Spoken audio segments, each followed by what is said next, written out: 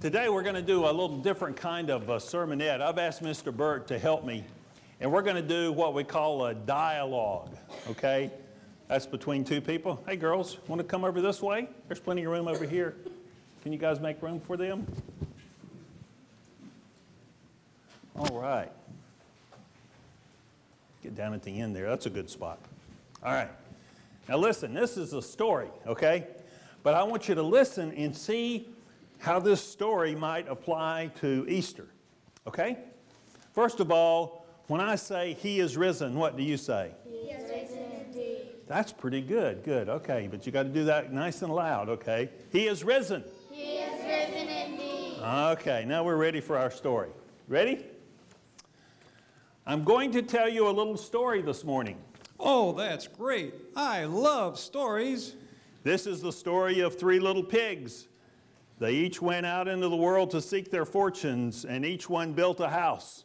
Once the houses were done, in came the big wolf, and he knocked on the first pig's door and said, Little pig, let me come in. But the pig said, Not by the hair of my chinny chin chin.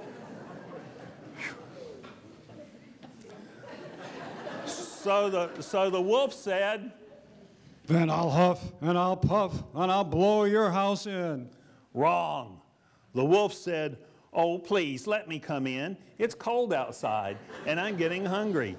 So the little pig brought him in to sit at the fire and made him some oatmeal. The end. That's not how the story goes. That's how this story goes. See, it has a surprise ending. You thought something else was going to happen, and you almost missed the story. That's the same thing that happened to Jesus' friends. What do you mean? Well, remember, Jesus' friends saw that Jesus was arrested and killed on the cross, and when they saw Jesus buried in the tomb, what do you think they thought after seeing all that? Oh, I bet they were sad because Jesus was gone. That's right. They thought this was the end of the story. The women even came to the tomb to take care of his body, still crying as they walked. But when they got to the tomb, it was a surprise ending. That's right. The tomb was open and Jesus' body wasn't there.